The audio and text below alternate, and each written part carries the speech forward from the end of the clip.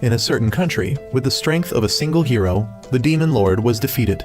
Seizing the opportunity, the human army captured the Demon Lord's castle, and from then on, humans no longer had to fear the Demon Lord.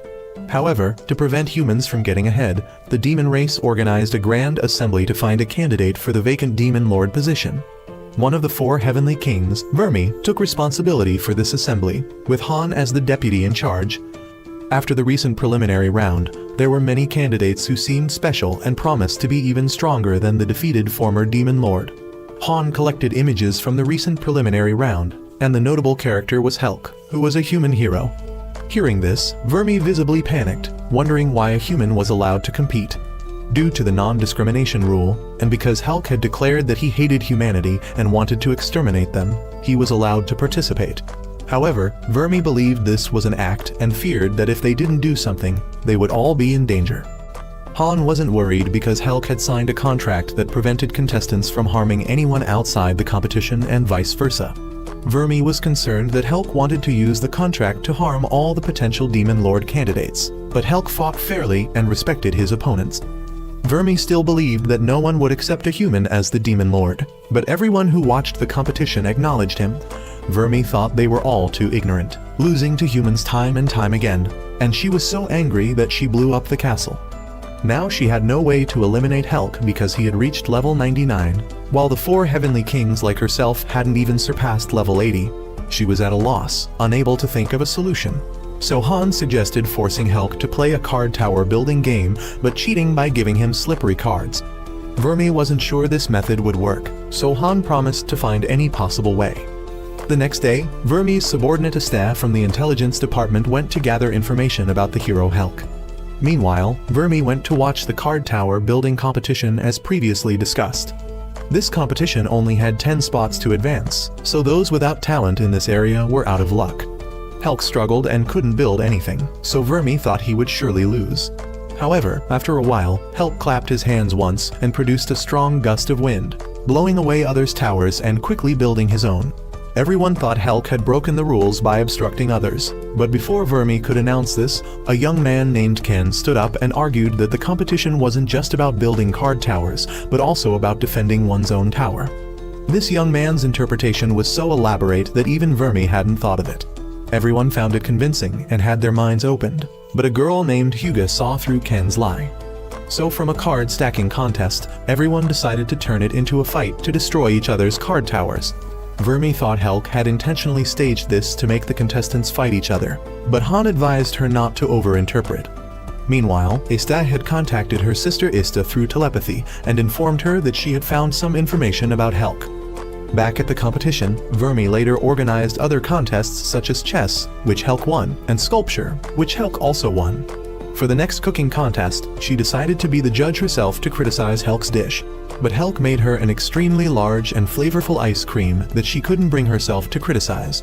Helck truly declared that the demon race was very interesting. Vermi left in frustration and saw posters of several candidates that she realized hadn't appeared. She was informed that these candidates had all been defeated by Helck. In the evening, as Vermi was racking her brain to find a way to eliminate the threat named Helck, Ista suddenly came to report the information Ista had found. Helck was a disaster for humanity. He had killed his own younger brother, and he was also the hero who had defeated the former Demon Lord. Vermi was shocked, wondering if Helck wasn't a hero. In fact, this era had produced 2 heroes, and Helck was now showing the young man Ken a picture of his younger brother. Helck still lingered on thoughts of his brother, while Vermi soon after learned that Ista had gone around 3 towns and found not a single person. At the same time, Han also rushed in to report that another Demon Lord's castle had fallen. She didn't know how humans managed to defeat it, but Han informed that the attackers were a winged battalion. Thanks to the commander sacrificing himself to allow the soldiers and demon civilians to escape, everyone managed to survive. Vermi knew this castle would soon be targeted, so she hastily prepared. Right after that, a horse racing competition took place. Han had prepared for Helck a horse that looked very depressed. When all the contestants entered the field, Helck's horse looked more like a cat. Vermi was worried that the public would realize they were obviously playing tricks, but everyone thought it was because Helck was so big that the horse looked smaller in comparison, making Vermi wonder if the intelligence of the public could still be saved. But soon after, the race began. Everyone else ran ahead while Helck and the cat remained stationary. Everyone thought Helck was beyond help. Ken thought Helck was unlucky to draw such a poor horse, while Hugo knew this was the organizer's ploy. Vermi knew Helck was done for, so she went with Han to watch the leading contestants. Helck then heard the cat startled by the starting gun, but now that it had calmed down, he encouraged the cat that they would overcome the other contestants. Meanwhile, Hugo and Ken were in the lead and competing with each other. Han promised that both would be the most suitable for the Demon Lord position. But that wasn't all, as Helck had now run here with the cat. This didn't violate the rules, so Vermi told Han to set up more traps. However, all the obstacles were smashed through by Helck. Only the suspension bridge looked promising, so Han had people pour oil and set up explosives.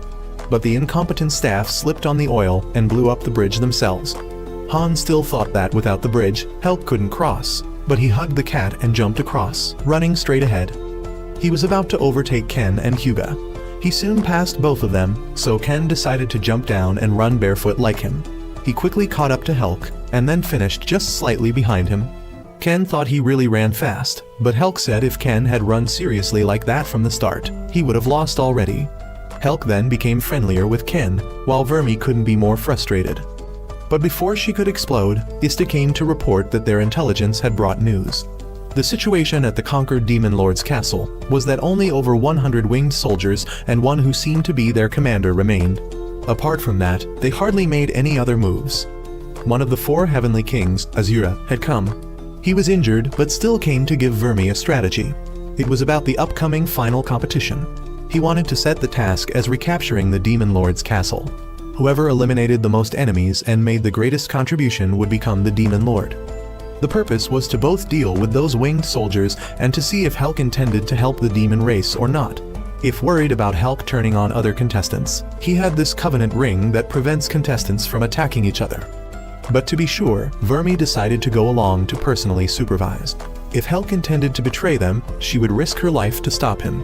Azura didn't want Vermi to bear that responsibility, but she had decided, and also because Azura was seriously injured and needed rest.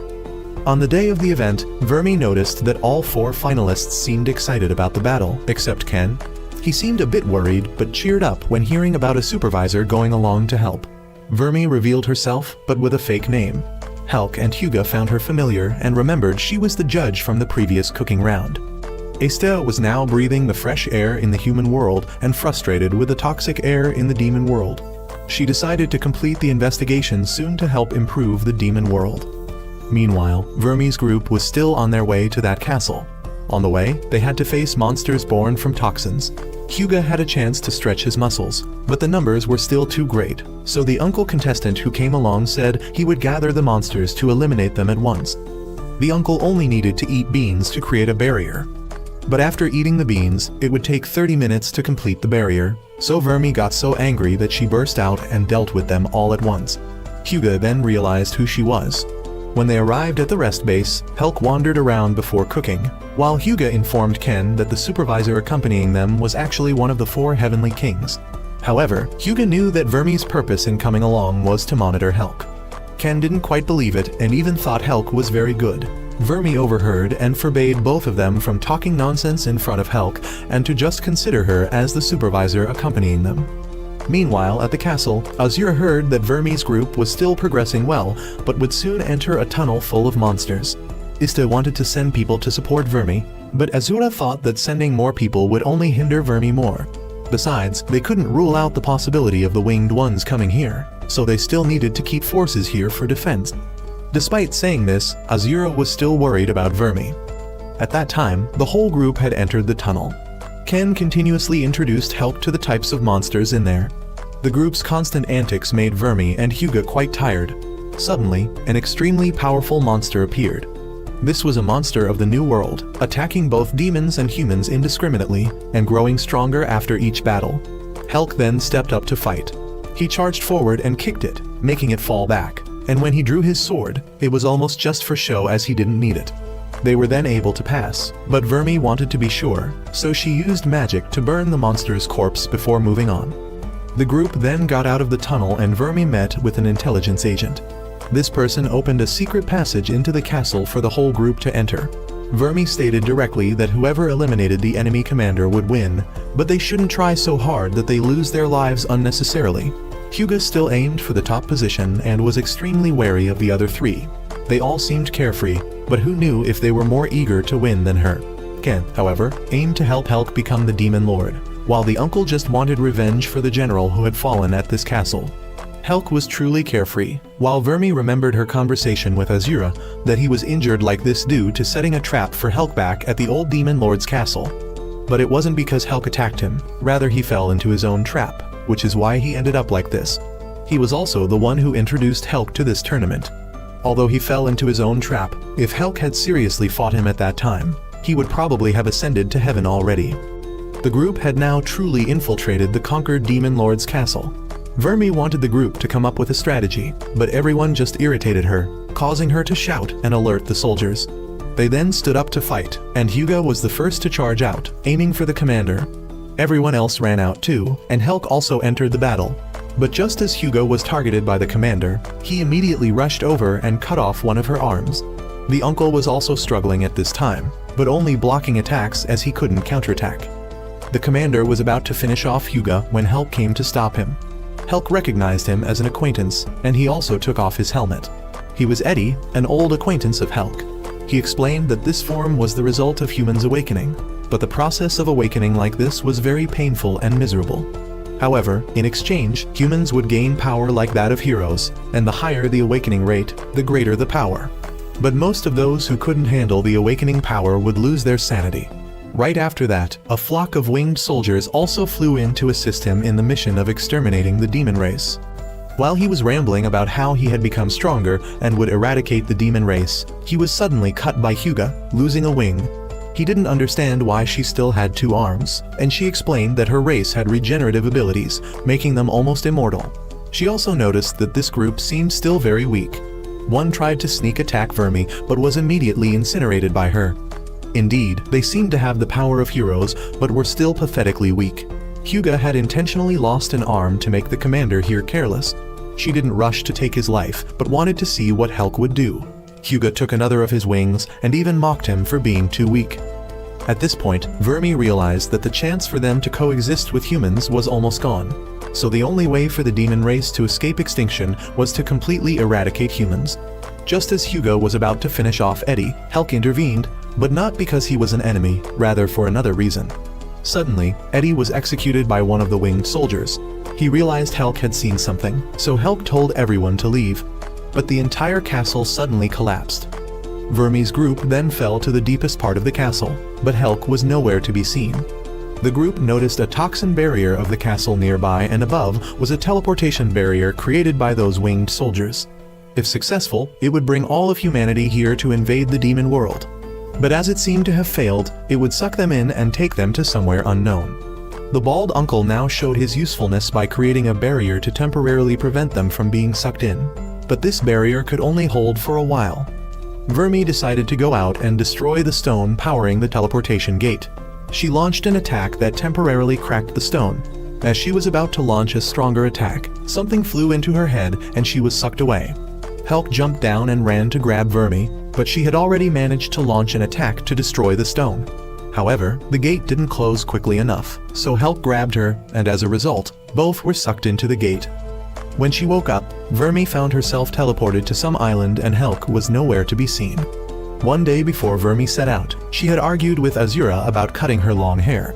Azura didn't agree, but she had already decided, so they fought to decide, and Azura was declared defeated. Ista couldn't bear to cut this hair, but Vermi thought that as long as she's alive, hair will grow back, so she didn't mind. Azura then woke up and ran to find her, shocked that Vermi had cut her hair. News of Vermi's situation quickly reached the palace. Ista tried to stay calm, but Azura was shocked to the point of foaming at the mouth. Meanwhile, Vermi realized that in front of her was the sea, and the feeling of breathing in an environment almost free of toxins was something she hadn't experienced in a long time. She then went to look for food and tried to find a way back to the castle. But she heard the sound of a hammer, so she went to check and saw Helck building a house. She didn't understand why Helck was building a house, wondering if he was planning to live here permanently. Suddenly, a bird appeared behind her. It could talk and made Helck discover Vermi. She was startled, thinking Helck would take this opportunity to deal with her, but he did nothing. He explained that he was building the house so they wouldn't have to sleep rough. Since they couldn't return to the palace right away, they might as well stay here temporarily and think of a way back.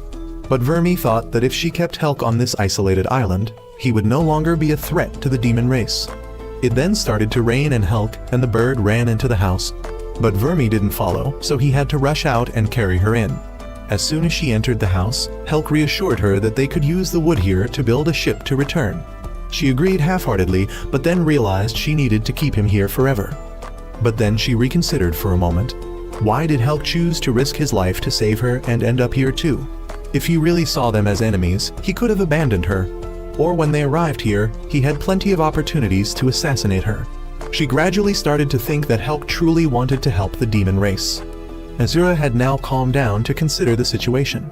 Indeed, if humans completely evolved into heroes, the demon race would be doomed. So the priority now was to save Vermi. But Han thought they should attack humans, to which Azura said he wasn't in the mood to fight when Vermi was in danger. So Vermi was the top priority. But now, where to find a search team? Azura said he had a person finding spell. He had developed this spell during his adventures, but to cast the spell, he needed a part of the person to be found. And so Vermi's hair became useful. But Azura didn't have Vermi's hair because when she cut it, he had asked for some and was incinerated. However, Ista had some, so she gave it to Azura to use. He then put Vermi's hair into a wooden statue and cast a spell to make it move on a map. Surprisingly, it went off the map, leaving everyone at a loss. At this moment, Esta received news and understood what the winged people the woman was seeing were. Despite the immediate danger, Esta still tried to gather as much information as possible. Meanwhile, Vermi was sitting fishing and thinking about Helck's actions. Why did he stop Hyuga from killing the commander, and now he even saved her? Could it be that Helck saw her as still valuable to exploit? If so, she worried that if she were to confront Helck now, defeat would be certain, and all remaining hope would have to be placed in Azura. But she didn't trust Azura one bit, so she'd rather continue to try to win Helck over here instead. Lost in thought, the bird had to remind her that a fish was biting so she could reel it in, but due to inexperience, she let the line break. Helck dove down to retrieve the fish, but he came up hugging some creature that, according to the bird, was poisonous and inedible. That night, they both went home to sleep, and the next morning, Vermi woke up and saw that the trap she had set was untouched. Suddenly, someone knocked on the door, and when she opened it, there was a pig like Nana. This one brought food for her, but had eaten most of it, so she let it eat the rest and asked who had told it to bring her food. It said the village chief had instructed it to. She wanted to see its village, so it led her there. It didn't look much like a village, just a few houses close together, and only residents like these lived on the island. They suddenly became afraid of strangers like Vermi, and the bird suddenly flew in to inform her that Helck was planning to make a boat. Worried that Helck had found a way back, she ran to see and found him holding an axe and emitting a beam of light. He swung and lightly chopped a few trees, but the axe shattered, so he switched to chopping trees with his bare hands, just like in that cube game. He then noticed Vermi and the bird. Vermi asked if he knew the way back, but he said he was just preparing in advance. She then sensed something and ran off. She later discovered an ancient ruin out at sea, and the bird knew nothing about these things. Helck had finished making the boat, but it looked more like a raft than a boat. Suddenly, someone claiming to be the village chief came looking to meet Helck and Vermi. They both had to follow him, and Helck also seemed cautious, making Vermi wonder how dangerous this old man was. They were then surrounded by many people wearing black clothes, but immediately after, all the island residents took off their cloaks, wanting to surprise Vermi. They all welcomed the two visitors to this island. Helck already knew and was also arranged into this plan, but it didn't surprise Vermi much. The group then organized a party, and the village chief was happy that the two had brought a new breeze to the island. Vermi thanked them for the bed and sleepwear, which Helck had borrowed for her. As for the direction back to the mainland, the chief didn't know because he had never looked into ways to leave the island, but he believed the witch would know. The witch was currently researching on the other island, and because these kids here often disturbed the witch, that person had put up a barrier to research in peace. In 2 days, that person would come down from the mountain, so they could ask about the direction to the mainland. Vermi then played with the island residents, from fun games to fishing. Eventually, Vermi found it annoying because she couldn't refuse them, and she needed privacy. Helck thought that most people he met were good people, So she warned Helck about bad people in the world and that there weren't few in this demon race either. Helck felt sad hearing these things, but she didn't mean to say harsh words, only to warn him. But he understood her and ladled her a bowl of soup. Vermi now asked why he saved her, and he revealed that he was grateful to her for accepting him into the demon army. At that time, he thought he would be rejected for being human, but he was still accepted. Now he feels quite lonely as his former comrades have all become enemies. Vermi asked him about that winged commander, and he said that person and he were as close as brothers and had been slaying monsters together for many years. As they talked, it got dark, so Helck wanted to go back to his room. Vermi asked him if he was ready to point his sword at his own kind, and he was certain that was what he had to do, because those winged warriors were no longer human. They were just creatures that only obeyed the king's orders. So, as a human, he would end everything to prevent humans from bringing all other species to extinction. During that time, Hyuga and Ken were still luring monsters to eliminate them, wanting to avoid too many monsters appearing during the reconstruction. However, at this moment, another group of winged warriors arrived. These three seemed quite strong. They saw that Eddie appeared to have perished and suspected it was due to underestimating a female opponent. Hyuga rushed in to engage and managed to get past the sword wielder to target the archer behind. But she also had a sword to block, and the nearby mage didn't hesitate to aim at his own ally to attack Hyuga, forcing her to retreat. Moreover, there were not just three but many more above. Hyuga decided to buy time for Ken to escape since he couldn't help much by staying now, so he tried to use his speed to go back and report to the leadership. But at this moment, Han and Ista arrived to support. Han raised shields to block attacks while Ista assassinated anyone who charged forward. She wanted the group to leave because they had a plan. The group had to follow Ista and run away, and the other side decided to keep one person back to finish off the rest. They chased the group all the way outside, but their reinforcements consisted of only two people, the younger sister Roman 11 from the tournament and Azura. But Azura was better reinforcement than anyone else. He wore a mask for some unknown reason, but they only knew that he was very angry at this moment. Both the previous Demon Lord and the Sacrifice General had to respect him to some extent.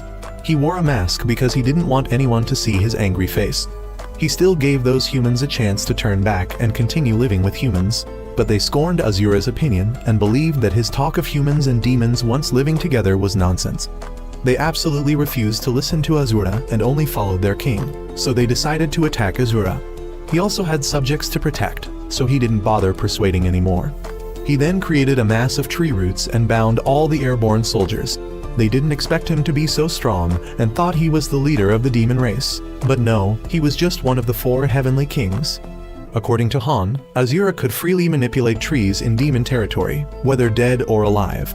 If considered, he might be the weakest among the 4 heavenly kings, but if there were trees on the battlefield, he wouldn't fear anyone. He didn't want to kill them and still gave them a chance to surrender and return, but they refused him. Suddenly an arrow flew towards them, so Azura had to block it. A barrage of arrows was fired from the winged soldiers on the wall above. Han raised shields to protect everyone while Azura had trees for cover, but the arrows weren't just aimed at them, but also at the captured winged ones. Hyuga saw it was like Eddie before, also killed by an ally's spear.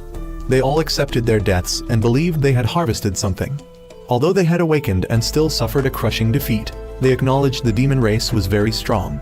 According to the sword wielder, they weren't afraid of death and saw this only as a learning experience for next time, because they could be reborn again and again, and no matter how strong the demon race was, they couldn't withstand continuous attacks. They then died and turned into lights that flew away. Indeed, those winged warriors had all been resurrected back to the divine temple before the human king. The commanders from earlier had also been resurrected here, and Ista had sneaked in to gather more information. Azura's group was now sitting in Han's barrier to rest, and Ista had reported back to Ista. From the information obtained, the evolution of humans being able to resurrect was true, but now they shouldn't panic. They then determined the priorities, with finding Vermi still at the top and Helck at the bottom of the list. Humans weren't ranked too high in terms of danger, as Hyuga had fought them and found they weren't really so strong that they had to struggle. And even if they could resurrect every day, it wasn't too big a deal as they were used to eliminating monsters daily. However, if those warriors could gradually become stronger, it would be a real threat. But Azura wasn't too worried because he had a way to nullify that resurrection ability, because no living being can live without facing death. So this resurrection was due to a spell, and they just needed to eliminate the one who created this spell to solve everything. In other words, they had to deal with the king of humans. He had previously faced a hero with the ability to resurrect and learned that the hero's king was the one casting the spell. So with the information Astaire reported, it seemed this case was similar. It was also roughly like the contract he made for the candidates in the recent competition. But the contract the heroes made with the king might be many times stronger than his. Astaire wondered why the human king was so powerful, and Azura revealed that the king was also a type of awakened hero, but not a combat type, rather a support type. If they looked at how strong Helck was, they could understand that the king was no less powerful than Helck. Han was concerned about whether they could defeat that king, but now they had to try even if it seemed impossible. Azura now requested everyone to return to the ruined castle to defend against the upcoming attack. After that, they would train an elite army to set out and reclaim the former Demon Lord's castle that had fallen into human hands before. The reconstruction of the castle then began. Ken didn't like war much and asked the bald man why the two races couldn't compete to decide their fate. So he asked Ken if he would accept seeing his own kind die just because they lost a competition, which was obviously not acceptable. Astaire was now worried about her older sister because Astaire had warned her not to be reckless, but it seemed the warning was in vain. Hyuga told her not to worry because Astaire had trained together with her before, so she had plenty of combat experience. Azura and Han had gone to the closed gate from before. Azura thought he could create a small gate to send items and messages to Vermi. He then managed to open a small gate and Han threw items through. Although he had only opened it a little, Azura's strength was so depleted that he almost lost consciousness. He could only hope that Vermi would receive the message. On the other side, the blue bird passing by the beach found the items Azura had sent. Meanwhile, Vermi was trying to cook something as delicious as Helck's cooking.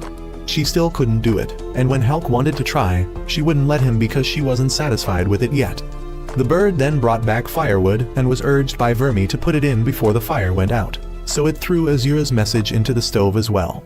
Vermi now realized that Helck was carrying a very heavy responsibility. At first, she found him too suspicious, but after hearing his story, her view of Helck had changed. She had never thought about having to point a sword at comrades like Helck now had to. Suddenly, the pink pig guy ran over and reported that the witch had come down from the mountain, so Vermi rushed back and asked it to inform Helck too. When she got there, she heard that the witch had returned to the mountain. She blamed herself for running slower than a crawling turtle, but Helck had also returned, and the pig apologized for falling asleep on the way to inform Vermi. But the village chief said he had told the witch about both of them, so they should go up the mountain to find her as the witch had removed the barrier.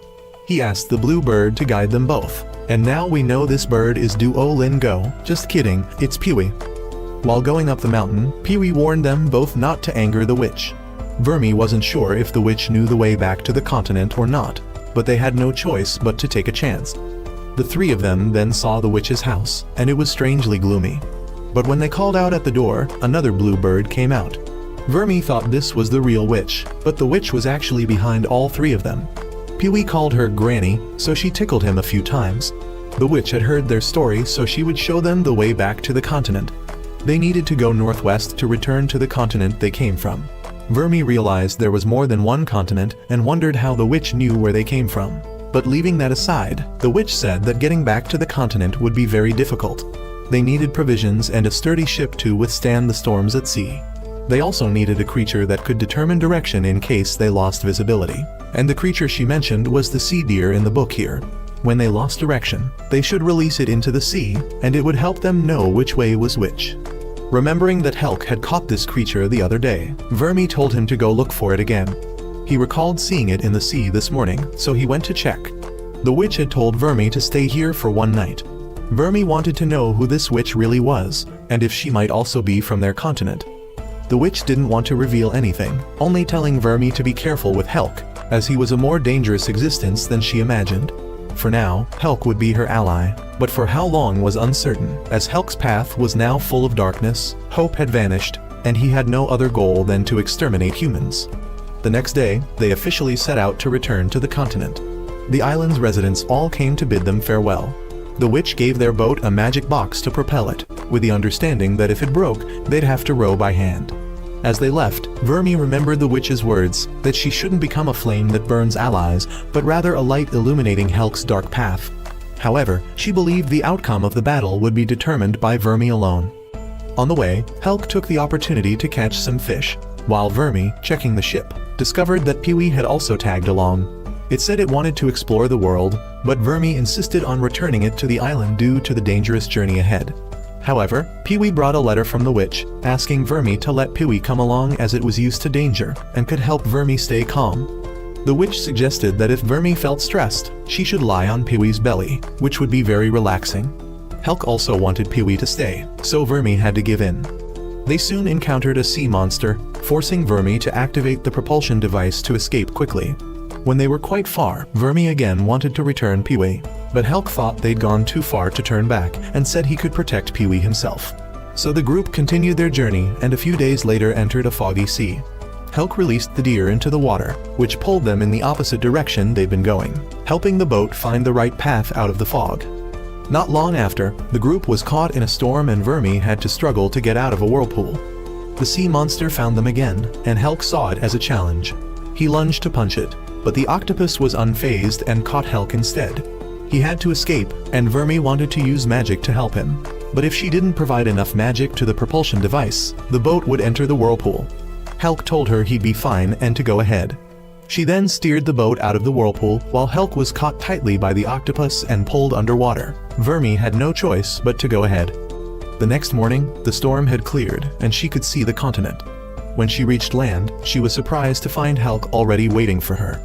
Helck explained that when the monster pulled him down, he managed to escape, swim to the surface, and seeing land, came here to wait for her. Moreover, he still had a goal to accomplish, so he wouldn't die in such a foolish way. Vermi asked Helck not to do such stupid things again, and he agreed. Vermi wanted him to help her unpack, but Pee-wee wanted her to rest first, so she indulged it, and then unpacked with Helck and released the deer. The three hadn't gone far when they were ambushed. Some demon clan members appeared to capture them. Vermi realized these might be local tribal people, so she accepted being captured as she also needed a map of the area.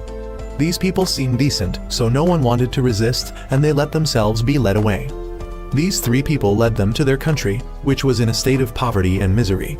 From what they heard, this was the Elihu tribe, currently being invaded and exploited by the Tutman tribe. The Tutman tribe previously had only 50 people and no leader, but since a king took charge, they had grown stronger and started invading other places. The people were cursed and couldn't resist. They had to capture people like this as tribute to the Tutman to prevent them from torturing their compatriots. The princess of Elihu appeared and believed that capturing people and submitting to the Tutman was wrong, so she ordered the three soldiers to release Vermi's group. But just then, the Tutman arrived. The princess told Vermi's group to hide temporarily. All three of them then saw the scene of the Tutman king torturing the princess and decided that they were tired of conquering other tribes and from now on would only kill and destroy countries that stood in their way. He gave the princess a choice. Either force her people to fight for him, or he would annihilate them all. She wanted to refuse because her people could no longer fight, but he didn't care, forcing Helck to intervene. He then slapped a Tutman soldier, sending him flying, while Vermi used magic to make the Tutman soldiers stay away from the Elihu people. She wanted Helck to handle things freely while she would protect the people. The king then sent his soldiers to attack, but Helck knocked them all away, trying to use just enough force not to kill anyone. Seeing his soldiers were useless, the king charged in himself, infusing magic into his fist and throwing a punch that created a cloud of smoke. He thought Helck was finished and approached Vermi, saying she was brave to challenge him and asking which tribe or country she was from so he could destroy it. But she told him to defeat Helck first before fighting her. He thought she was delusional since he believed he had already dealt with Helck, but he was the delusional one as Helck was still standing behind him. Helck said that punch felt like a scratch and even 100 of those wouldn't harm him. The king then angrily punched Helck repeatedly, but after the smoke cleared, he was still standing. Helck decided to show him what a real punch was like, and with just one uppercut, sent him flying a long distance. He adjusted his strength to keep the king conscious after that blow. He wanted the king to lift the curse he had placed on the Elihu people and leave this place, but the king became angry and lost control. His hand grew large and he struck Helck, pushing him back. His body then swelled up and he vowed to destroy Helck. His strength now grew abnormally large. Vermi used a technique to cut off one of his arms, but he was able to regenerate it. Helck knew this guy couldn't be saved anymore, so he released his killing intent to destroy him. Vermi sensed the killing intent and felt uneasy. Helck only needed one punch to make the king's arm fall off and unable to regrow. Vermi noticed he was starting to crumble and realized he had exchanged his life force for power in a short time, and this seemed to be his limit. He then disintegrated and disappeared. The Tutman soldiers then stood up, and Vermi thought they were going to avenge their king, but they thanked both of them instead. It seemed they were also afraid of the king but didn't dare to rebel. Suddenly, there was a light coming from the Elihu people, so both of them went to check. Pee-wee informed them that the people suddenly started glowing, and now they had transformed back to their original form, cute and gentle citizens instead of the ugly forms they had before. The princess bowed to thank both of them and wanted to know their names to record in the Elihu history books. Pee-wee spoke on their behalf, and that night, the whole city held a celebration. The next morning, Vermi brought a map to head west, because the map here didn't extend to her empire, so maybe the two big cities in the west would have a map leading to the empire. She then asked where Helck was, and he was waving goodbye to the Elihu people, hoping they would be able to restore their country. Not long after setting out, Vermi heard from a peddler that the two big cities she was heading to had been destroyed in a war. For more details, they should go to the small town nearby to ask. The three of them then went into the town to try, and it seemed to be full of peddlers. Nearby, there was a girl singing in the streets, and Vermi thought she looked like a refugee from those two cities. She then saw a map shop, and they had a map of the empire. The shop owner, seeing that Vermi really needed it, tried to overcharge her. Since she didn't have money from this place, she asked the owner to keep the map and not sell it to anyone else. She then went to exchange money and even used the minerals given by the Elihu princess, but could only exchange for half the amount needed. Suddenly, there was a cooking contest nearby with a prize enough to buy the map. So Vermi believed in Helck's cooking skills to win the prize money, but he was worried if his skills would suit the taste of the local people. However, Vermi still dragged him to register, and then noticed that this contest had many prominent participants, all of whom were well known in the culinary world. As many prominent contestants were competing, Helck was barely noticed. The challenge this time was hot pot. Vermi went into the kitchen to help Helck. One contestant was making pizza dough for a hot pot contest, while another with buck teeth caught people's attention as he planned to make a dish that very few had succeeded in making. But then everyone saw Helck standing still and thought he was in shock. However, he was actually cutting vegetables at an incredible speed, with large pieces flying into the pot. When nearly finished, Vermi tasted the broth and exclaimed it was amazingly delicious. Everyone was surprised to hear there was a hidden master here. Vermi informed them that Helck was the top contestant in the culinary competition to choose the new Demon King. The buck-toothed guy saw him as a strong opponent and became more fired up. Meanwhile, the street singer girl accidentally met Pee-wee, who was lost. She asked where it needed to go so she could lead it there. At that time, the contest was coming to an end, waiting for the judges to score. Vermi saw that everyone was formidable, so she was a bit worried. The judges then scored. One contestant's dish was too spicy, but okay. One made pizza which was off topic, but still tasty. The buck-toothed youth's dish was too difficult, and not completely successful but still fine. And for Helck's dish, there was nothing left to say excellent, 10 points, perfect, superb. So Helck won the competition. The buck-toothed youth lost all motivation, but Helck came to encourage him, so he gave Helck his recipe book, saying he would make a new one. Vermi only then noticed Pee-wee had been lost, but it had returned and was shocked to hear the contest was over. The three of them then went to the shop owner and bought the map. They roughly knew the route, but the owner advised them not to go through the area with the two destroyed cities. The street singer girl said that place was dangerous because of a dark hero. According to her, this person roamed around the area of the two destroyed countries, and if anyone entered there and encountered him, it would be difficult to return. So the advice was to take a detour. But Vermi just thanked them for the warning, saying she was in a hurry and couldn't take a detour. The owner still wanted to advise both not to risk their lives. The two then left, calling Pee-wee to follow. The girl called Pee-wee back to say something before letting the group go. The three soon reached the ruins of the two fallen countries. Seeing such large ruins, it was clear how populous this place once was, and surely many people had lost their lives. Suddenly, a gust of wind came, and Vermi saw the dark hero appear. As soon as she turned her head, he had instantly approached, forcing Helck to punch him away. She didn't understand how he could be so fast, and she felt uneasy about the aura he emitted. It was similar to the aura she sensed from the Tutman King before. She then took Pee-wee away first, leaving Helck to fight. He was approached by the other and got a cut on his cheek. He then had to fight on his own, and Vermi knew she had to return soon to support Helck. He successfully broke the other's sword, but before he could rejoice, the sword had regenerated. Vermi had put Pee-wee in a safe place and quickly returned to Helck. She came back and threw a massive fireball at the dark hero, but he wasn't fazed at all, so Helck threw another punch from behind to blow him away. But he disappeared right after and then approached to slash Helck again. Vermi didn't understand and tried to find a strategy while Helck continued to fight and hold on. She suspected this person was being controlled by someone, so she tried to call Helck to run away, but he wasn't listening and kept punching the hero. Pee-wee suddenly appeared and sang a few lines, causing the hero to no longer be as enraged as before. Helck returned to Vermi and apologized for not hearing her call earlier as he was a bit panicked. Pee-wee said the song from earlier was taught by the girl before, who instructed to sing it if they encountered the dark hero. She asked about Helck's wound, but he flexed and recovered immediately. The hero was now slowly leaving, and Helck suspected there was something strange about him, so he told Vermi to follow along. The three then followed the hero to a temple. Not sure if there were traps inside, they remained cautious. The hero now sat in one place and said that war had caused too many things. At first, no one liked war until their families, friends, and loved ones were killed. From then on, the two countries began to hate each other, and a dark curse was used, turning the soldiers on both sides into hideous monsters. The monsters from both countries slaughtered each other, eventually bringing the war to an end. However, the remaining monsters lost their minds, forcing humans and heroes alike to resort to dark powers to fight against them. He tried to save as many people as possible, but now he has succumbed to the dark power. His body is beginning to disintegrate, and he apologizes for attacking both of them while in a semi-conscious state. He notices something about Helck and tells him that he has quite a nice weapon. He throws his sword to Helck, believing it will help him at some point. He wants Helck not to follow in his footsteps and then asks to hear the song from earlier again. But the wandering singer has come and reunited with the hero. She is the little girl he once saved before.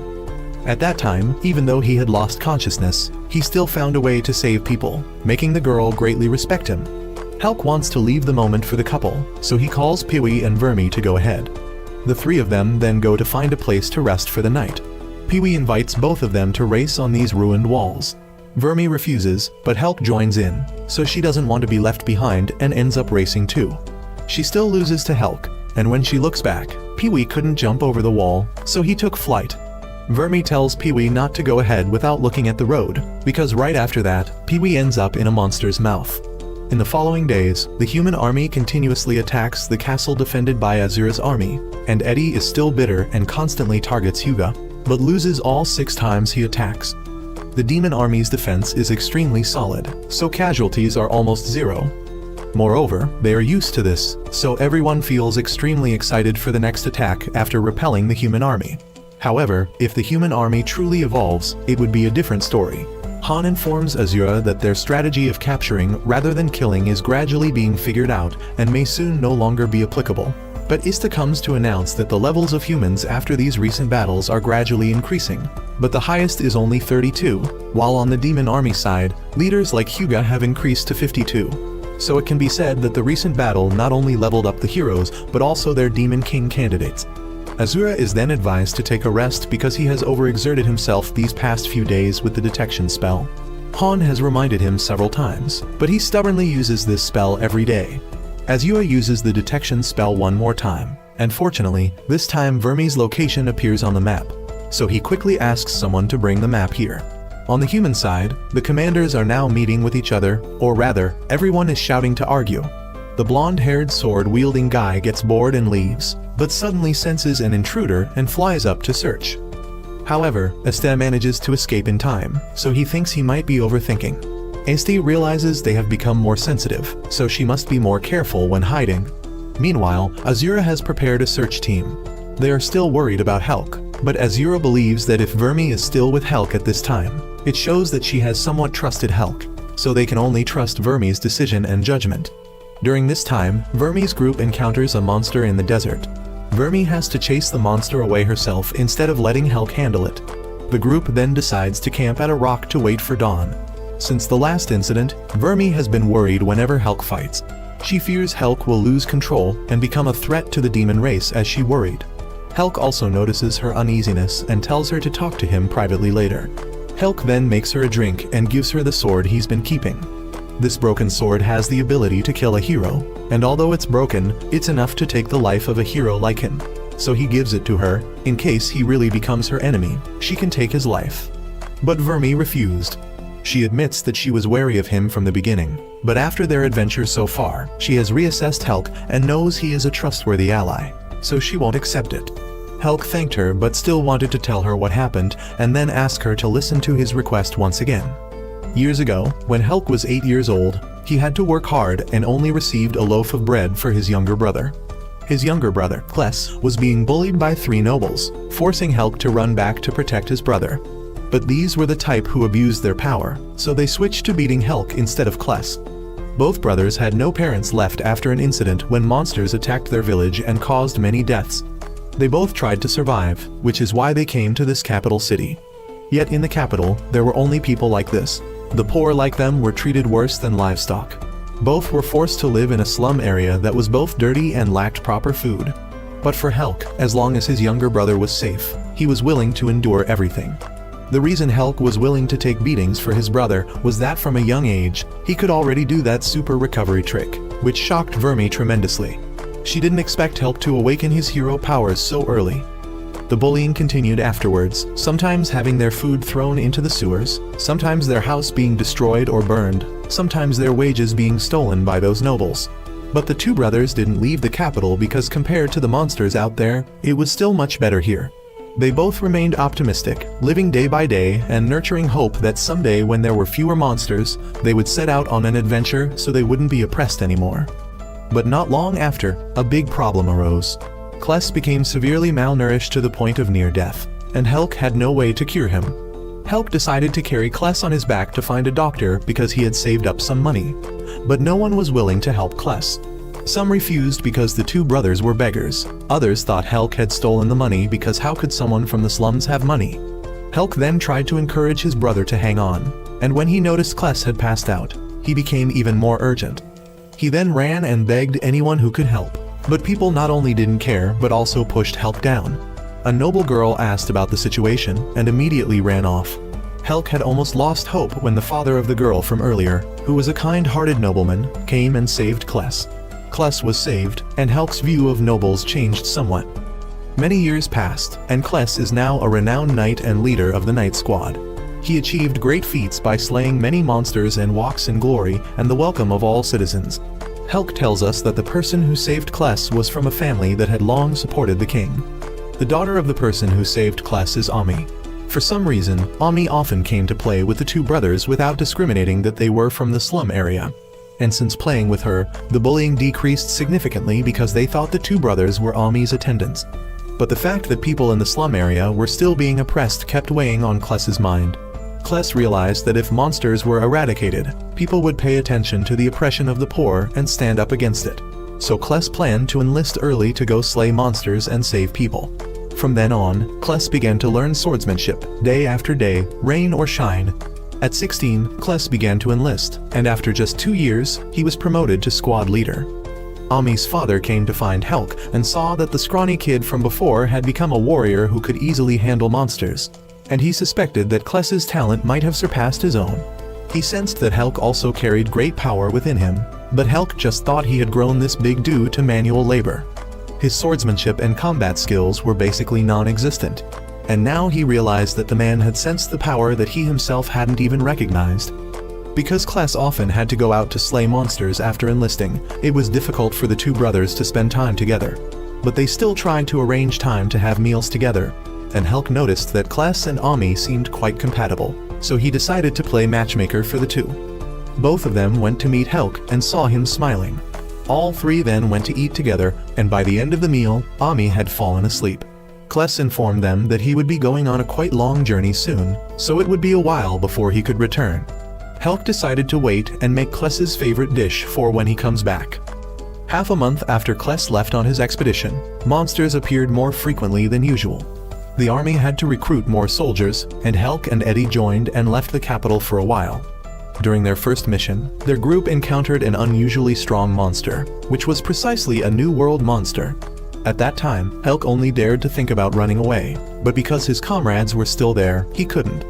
Helck stood back to fight and had to admit that its attacks were incredibly strong.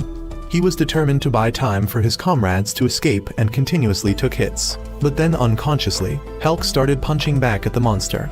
Having no martial arts skills, he just punched randomly and luckily defeated the monster. The group commander had died, so Eddie had no choice but to let the soldiers return while he himself requested reinforcements, as he was also the son of a lord. Helck asked to go along to help people if he could. 3 days later, when Eddie returned to his hometown, he found it had been attacked by monsters.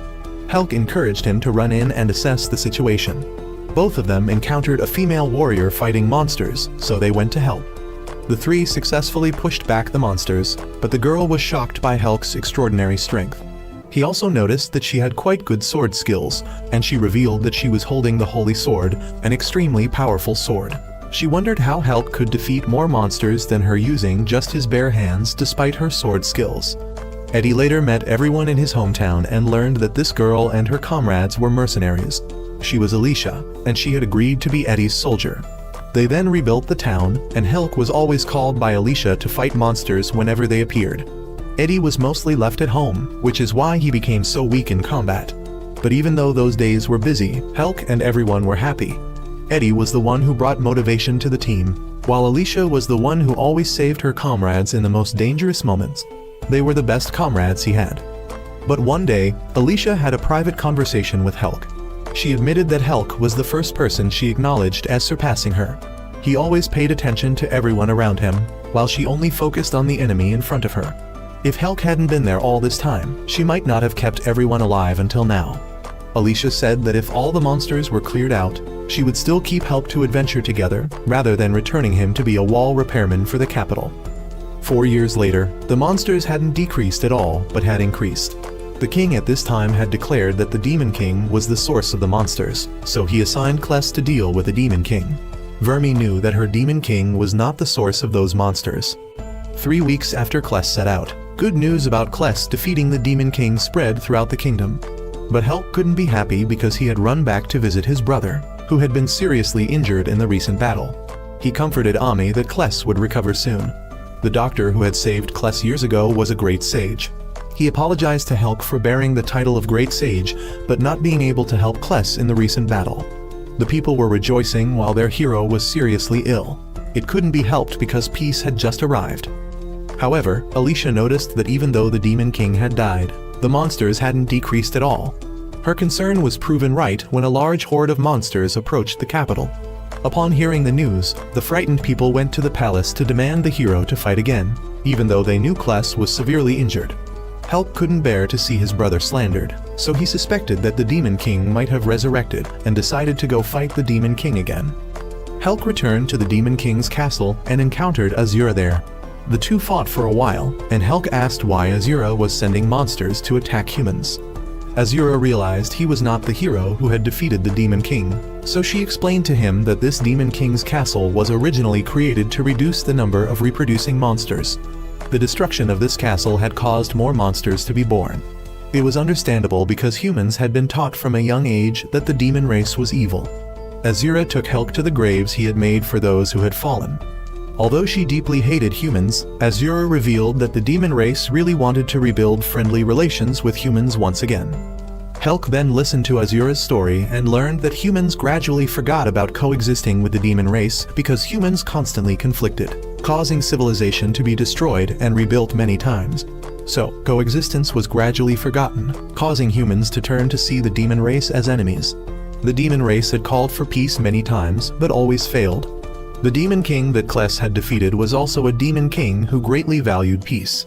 Helck then wanted to go back and tell the truth, and Azura informed him that there would be a contest to choose a new Demon King soon. When the new Demon King ascends, the castle will be repaired and a barrier will be erected to prevent monsters from reproducing again. Helck later recounted that when he left, he heard Azura's voice echoing, thinking she was wishing him well, but Vermi knew it was the sound of Azura self-destructing and stepping into her own trap. He then returned to the capital and saw traces of a fierce battle there.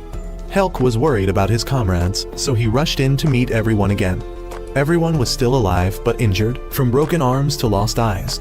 He asked about what happened and learned that they had to fight monsters without retreating because the nobles had relied too much on Kless. so when trouble came, they just hid in the city and didn't dare to come out and fight. Fortunately, thanks to Eddie and Alicia, they were able to hold out. After the battle, both of them were angry with the cowardly commander, so they were now reporting to request punishment for that commander. They advised Helck to go meet those two because both were eagerly waiting for Helck's return. Helck then realized that this country couldn't do without Kless. He later heard that the people had caught some demon race members, so he went to see and found those demons being heartlessly stoned by the people. He stood up to shield them and tried to explain Azura's words to the people, but his words carried no weight and changed nothing. Ami's father came and suggested that Helck shouldn't let the demon race deceive him because right after that, those 3 demon race members transformed into monsters and attacked the people. The uncle believed this was the true form of the demon race, and Helck thought he had been deceived by Azura. Right after that, 3 muscular warriors appeared, but Helck rushed down and dealt with those 3 monsters. Eddie and Alicia were still safe and met Helck again. Yesterday, Ami's father announced the appearance of the first awakened warriors. Thanks to these warriors, in the time that followed, even though monsters constantly attacked, no one lost their lives. Helck was still worried about what Azura had said. One day, his teammates caught Eddie eating at a restaurant for couples, so they left it to Helck and Alicia to go together, trying to push them as a couple. Helck was quite naive, so he only thought they realized he was worried and wanted to give him a chance to be alone with Alicia to talk.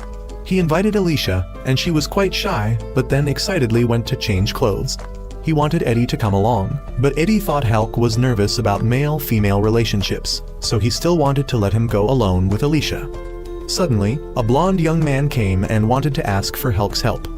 This young man was Zell, and he revealed that this newly awakened power would push the country into destruction. Zell told them the truth that those warriors were death row inmates. They had been experimented on and turned into warriors. In return, they would lose their humanity and become puppets for their creators.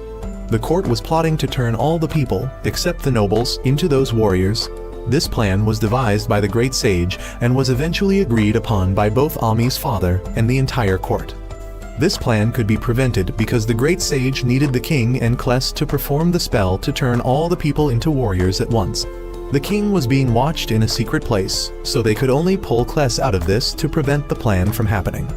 Zell had heard of Helck's reputation, that he had the strength of over 100 men, single-handedly defeated 50 monsters, and returned safely from the Demon King's castle. But Eddie had to correct it, saying that he was actually stronger than 500 people, dealt with over 200 monsters alone, and returned from the Demon King's castle without a scratch. Zell revealed that Kless had asked him to find Helck if anything happened, as Kless believed Helck was even stronger than himself. Zell bowed his head and asked Helck to help him save the people and his best friend Kless. Alicia had heard everything and decided to lend a hand. When Helck wanted to do it alone, Alicia rejected the idea and advised him to rely more on his teammates. That night, Zell created a small riot to draw out the soldiers, making it easier for them to act. The group then encountered the awakened warriors, which were too easy for Helck to handle. The other 3 were not so weak as to lose to this group, so they passed through easily. Along the way, Helck told the 3 about Azura's matter, but everyone advised him not to trust it so completely as Azura might have made it up out of concern for Helck's power. However, Alicia suggested that after this, she and Helck would return there to confirm. The group then managed to enter the room where Kless was being held captive.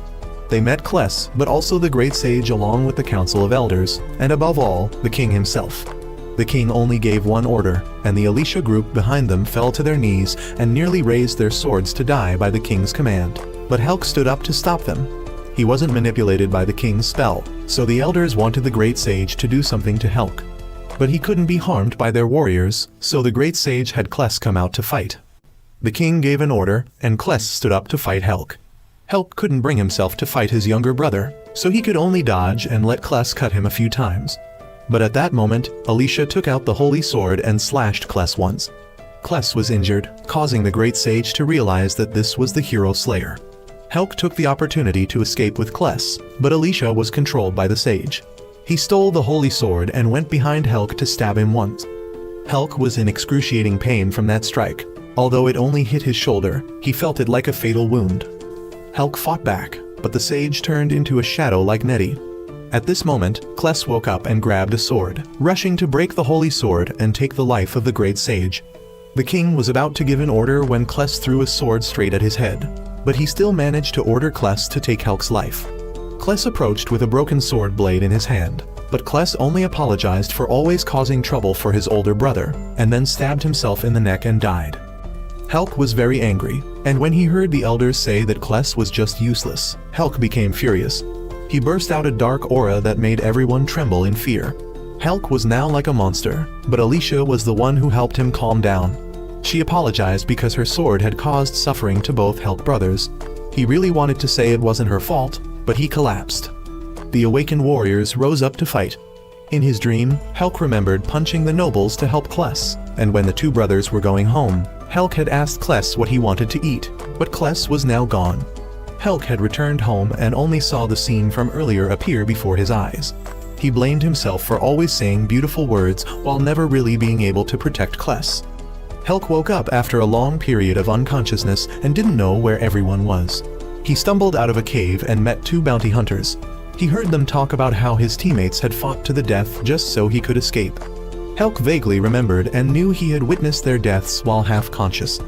Although mocked by the two hunters, he couldn't argue because it was true that he couldn't do anything while his teammates were fighting.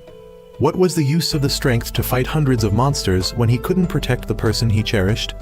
But then he heard a rumor that his teammates were still imprisoned, waiting for the day of public execution. Knowing he still had a chance, he became energized again and immediately set out. In the past, when Helck was recruited by Alicia into the team, she always saw Helck as a person ready to help his teammates and never gloomy even once. His face was always smiling and brought positive energy to everyone. At this point, Helck had returned to the capital and was being hunted by warriors there for bounty, but he didn't care and swiftly knocked away all those who blocked his path back. While running back, he recalled what had happened while he was unconscious, that all of his teammates had chosen to stay and fight to the end to buy time for him to escape. Zell had asked the young man in the white cloak to find Helck and apologize on his behalf for letting things come to this.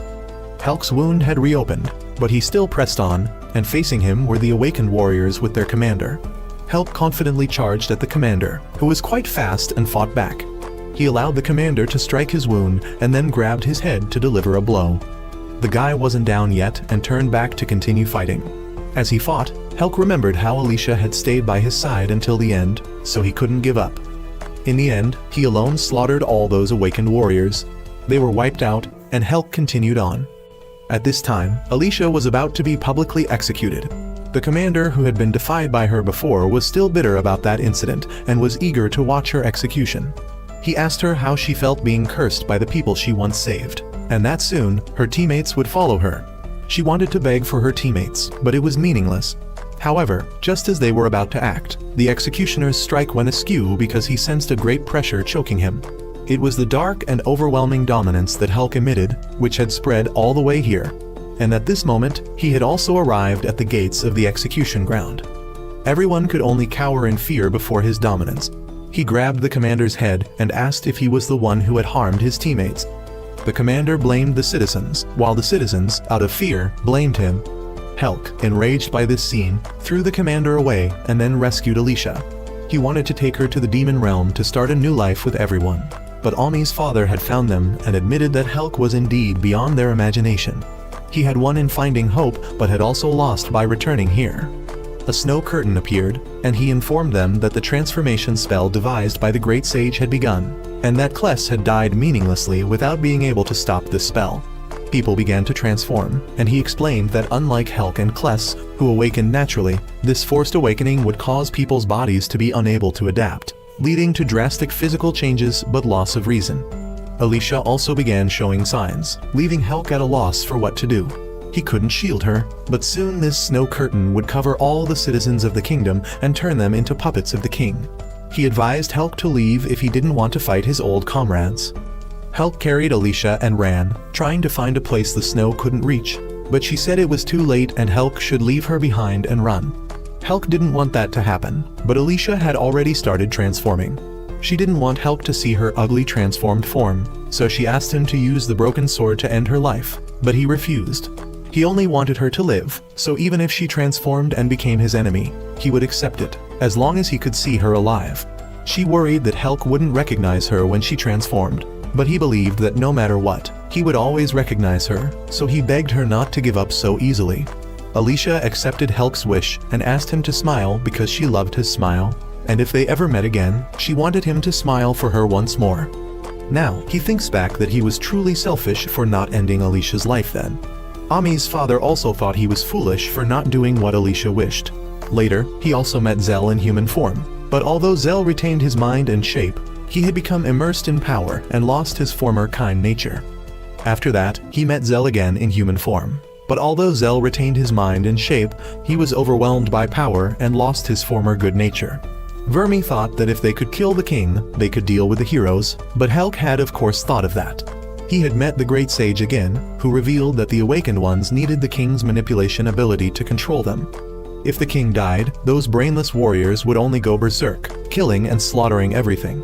Helck angrily rushed to punch the sage, but it was useless as he constantly dodged.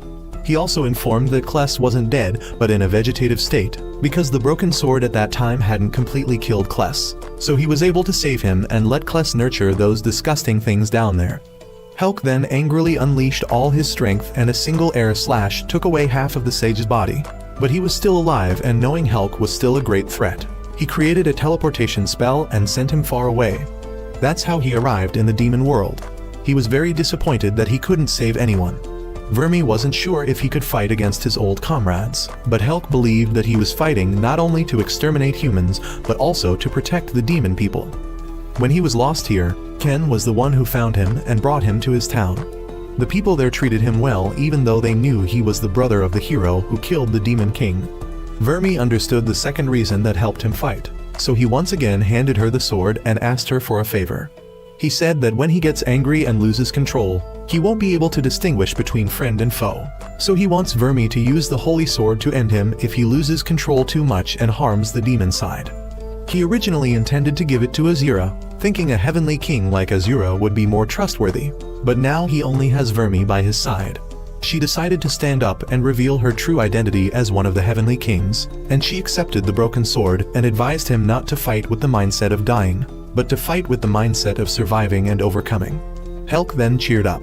Now we meet a girl named Harpy. She's part of the search team sent by Azura. Vermi's group has now boarded a train to return quickly, and the train soon arrived and picked up the whole group.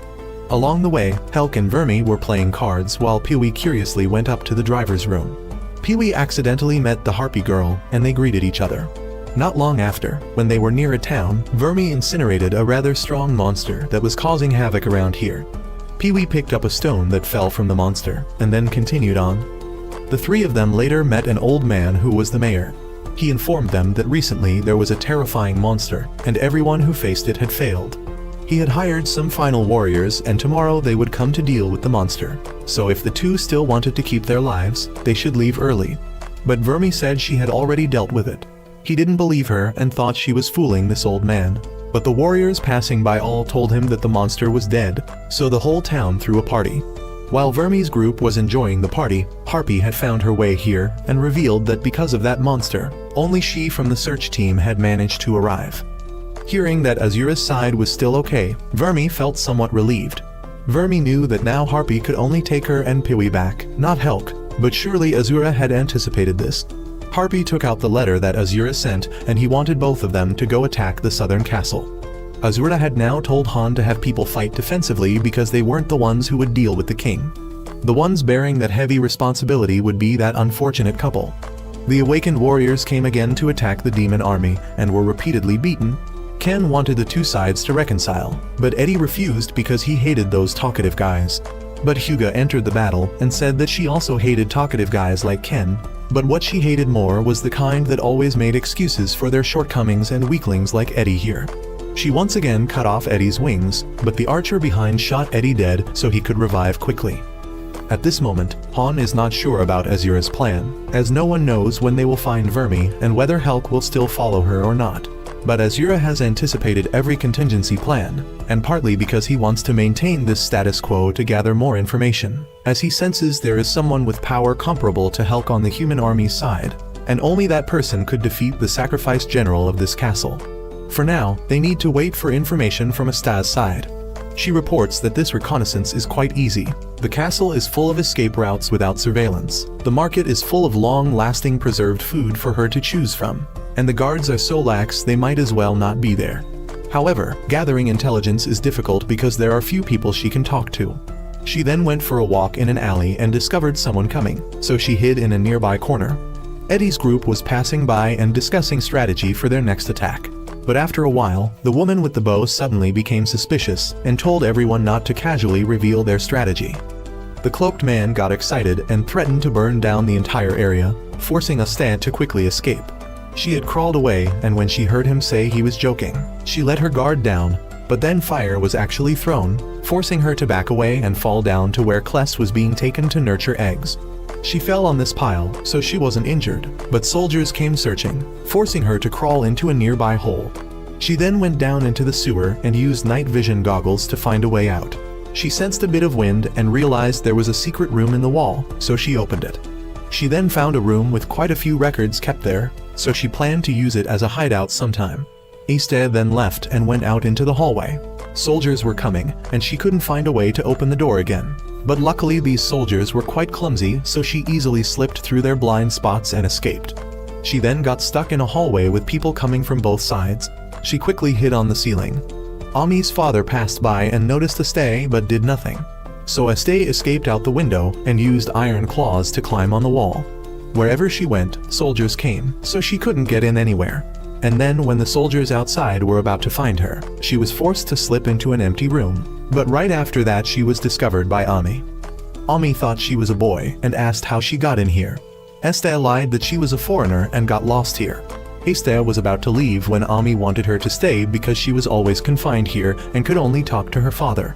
Right after that, someone brought snacks, so Ami hid Asta and received the food from the soldiers. She then realized Asta was female and wondered why Asta had come here. Asta also didn't understand why Ami was so carefree, as if she didn't know there was a war going on outside. Asta then asked Ami for a cup of coffee because she needed coffee to activate telepathy. Asta then heard the story and was shocked to the point of falling backwards because her sister was too reckless. But anyway, Asta still seemed to trust Ami because she noticed Ami quite liked to chat and she might be able to get some information from Ami. Asta said she would contact again when she had more information and then disconnected.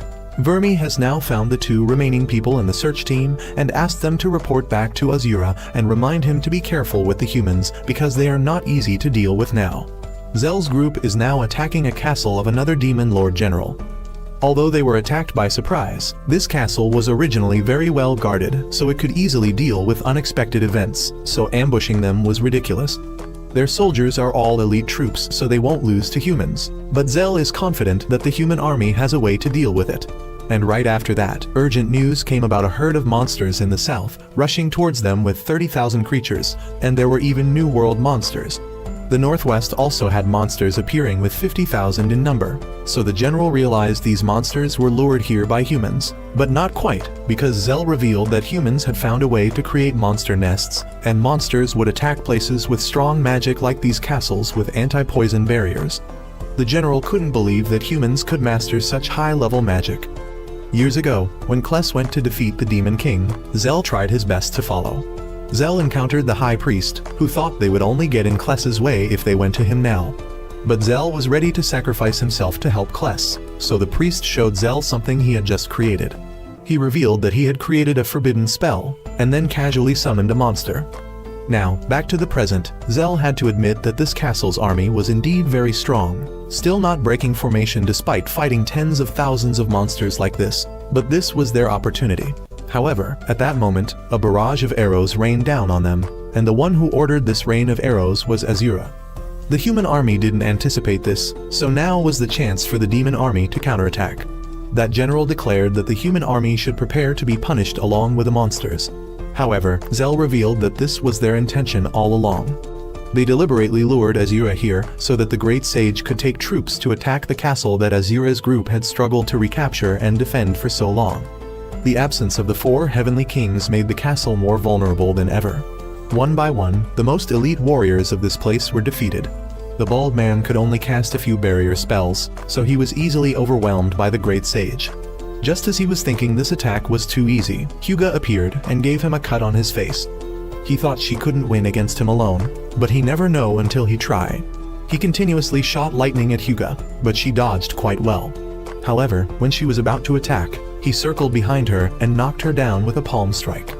But she bounced back and took one of his arms. He admitted she was different from the soldiers out there, so he would take her seriously.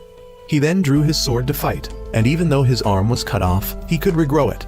But Helck didn't expect that he could regenerate his sword too, so she lost an arm to him. Eddie, who was fighting others at the time, heard that Helck was here and ran to find her. She was now exhausted, and the great sage knew her healing ability was due to using stored energy in her body to regenerate. Of course, his was similar, but he was still full of energy while Helck was worn out. Eddie rushed out to fight Helck so that the great sage could focus on his original goal of getting the barrier stone. He had now entered and was about to touch the barrier stone when Azura's tree roots suddenly appeared. He had been here all along waiting for him to come. On Zell's side, the Azura there was just a fake. Everyone had been led by the nose by Azura, but he knew someone even more cunning and deceitful than him, and that was this great sage. He could use the teleportation magic of the New World, and was also the one who had finished off the Demon King and the general who had protected this castle until his last breath. He admitted Azura was right and thought those two were fools for calling for peace even when they were about to die. Azura wasn't intimidated by him as he attacked with tree roots and then caught the rhythm of his teleportation to grab his legs. He threw a spear, but the sage teleported away and shot magic at him. Azura easily caught it and threw it back at him, making him look abnormal now. He thought that even if Azura killed him, he would resurrect, but don't try to outsmart Azura. He knew very well that if he had such an easy resurrection ability, he would have revealed himself earlier.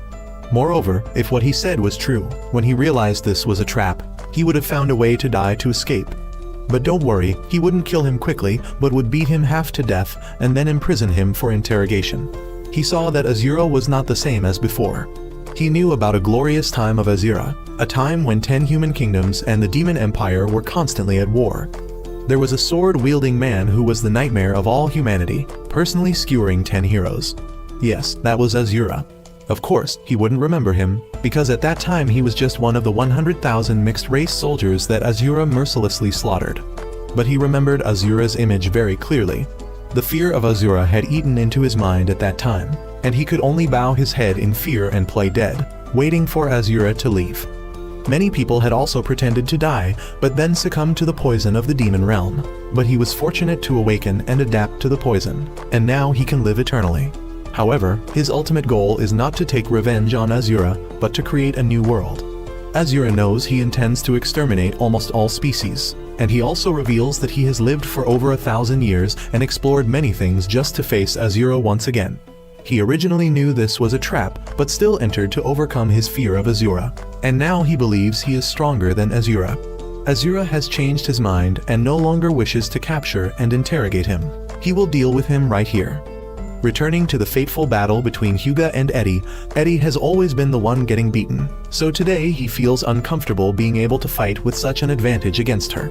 But she still thinks Eddie hasn't gotten any stronger at all. Even though she's injured like this, he still can't gain much advantage over her.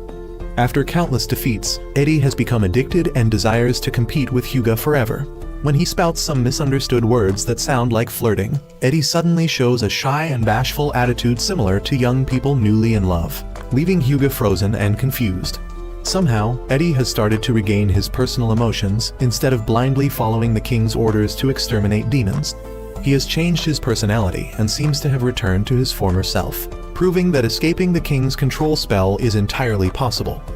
Returning to the conversation aimed at extracting information from Estelle, she had bluntly stated that she wanted an audience with the king, so she needed to know some information about him. Although instructed not to reveal anything related to the king, Ami still promised to show his location on the condition that Estelle would take her along, as she was tired of being confined to her room day after day. Despite being an old acquaintance of the two brothers, Ami knew nothing about what had happened, including the fact that humans had awakened and mostly lost their humanity, or about the war with the demon race. Because she knew nothing, Ami always felt uneasy. She sincerely hoped to go out and eat with Kless and Helck like in the old days. Seeing Ami so pitiful, Estelle was moved and promised to take her to meet Helck later to eat the delicious food he cooks. For now, Estelle will lead Ami to escape to the city below the castle. During their escape, Ami revealed her talent, not only with her supreme physical skills and ability to leap over walls, but also possessing a unique power. an ability only those who naturally awaken their power have the ability to disperse various types of power over a wide area through a snow screen. At this point, Asta also realized that the girl he was leading was certainly a crucial figure who would greatly influence the outcome of the battle with humans. Suddenly, as her consciousness began to blur, Ami wanted to return to her room. She started to not understand how she had come here. At the same time, someone was approaching, so Asta fled. By some bizarre chance, they accidentally arrived at the king's room. Immediately, he manipulated Ami and attacked the intruder, but Ami's father arrived and prevented the king from recklessly controlling his daughter. He also recognized Asta as the demon who had infiltrated the castle that he had sensed before. Knowing he was unlikely to escape this time, Asta desperately tried to assassinate the king, hoping to end everything. But with Ami's father present, Asta found it difficult to achieve his goal. She was easily subdued by the awakened warriors, and Ami's father warned her not to be foolish enough to kill the king, because awakened humans, once free from the king's control, would become creatures no different from monsters, only knowing how to kill madly. Indeed, when the king dies, it might halt the human country's advance, but it would create another danger far more terrible. In short, the demon realm is currently in a state of awaiting destruction, if not for one reason then for another. Returning to the battle between Azura and the Great Sage. Although he was beaten to a pulp countless times, somehow the sage still refused to die. To salvage the situation that was about to end in a disastrous defeat, he destroyed the talismans linking the king's control over the awakened warriors immediately, allowing them to evolve into monsters inheriting the power of the new world. If it were just a few monsters, they surely wouldn't be able to do anything to Azura, but all of the awakened warriors evolving was truly extremely difficult to deal with. He worried that while he was holding off the sage, the demon race army might not be able to withstand, so Azura ordered all troops to retreat to the castle first to avoid heavy losses. He alone would stay behind to handle all the New World monsters and that sage, but he was certain he would soon reach his limit. After the demon army left, the monsters also flooded to the area below the castle. The monster that almost took Hyuga's life was then intercepted by Eddie, who stepped in to save her. Eddie had truly developed feelings for her after countless competitions, so he didn't want Hyuga to lose her life. While observing the surroundings to wait for an opportunity to eliminate Azura, the sage discovered that Eddie had developed his mental strength to the point where he could resist the control spell. He broke into a sinister smile. As for Eddie, regaining his emotions had prevented him from evolving into a monster. Seeing his compatriots being exploited and turned into disgusting things made Eddie feel bitter. Knowing that Azura was still below the castle, Hyuga asked for a ride to his location. Being asked for help by the opponent he admired, Eddie was very willing to assist. However, once again, the sage suddenly appeared and attacked. Knowing full well that even if they joined forces, they would have no chance of defeating him, Eddie wanted Hyuga to leave first. The sage had long anticipated that this situation with Eddie would occur today, so he had specially prepared a contingency plan. It was a technique that erased mental strength. Unable to abandon the person who had just saved her life to be destroyed, Hyuga desperately tried to intervene but was then caught by him. With the remaining mental strength, Eddie strained himself to cut off the sage's arm to save her. Seizing the opportunity, Hyuga then skewered him into 100 pieces.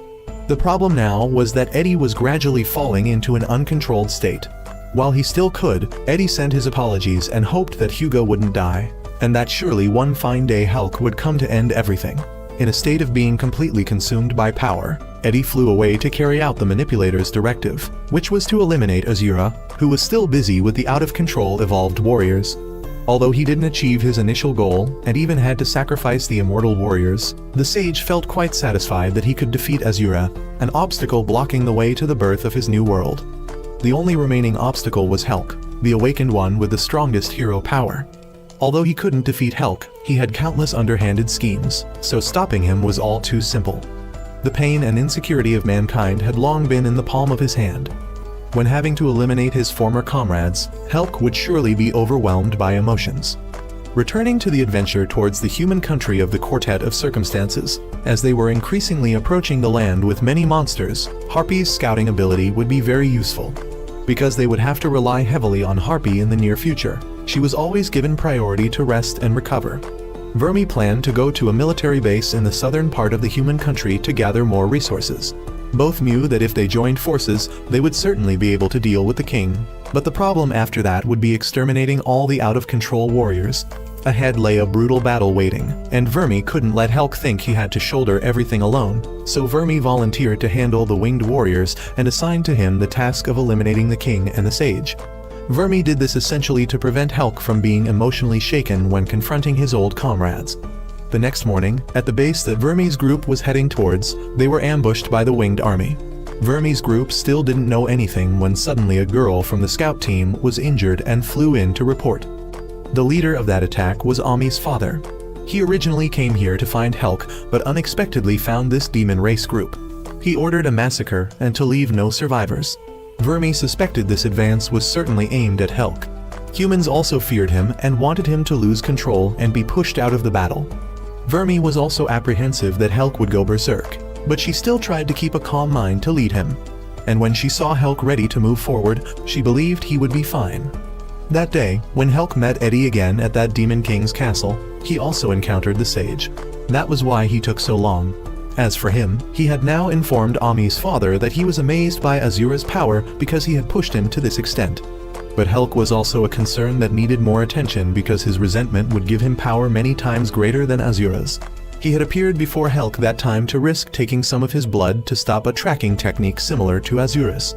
Therefore, Ami's father knew the position to intercept Helck for the attack.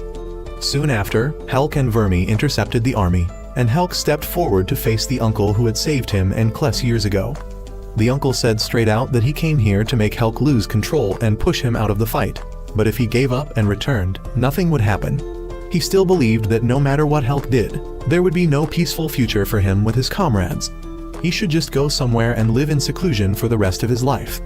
No one would blame him and he wouldn't suffer anymore, but Helck was determined with his own desires, so he would confront his uncle with all the strength he had.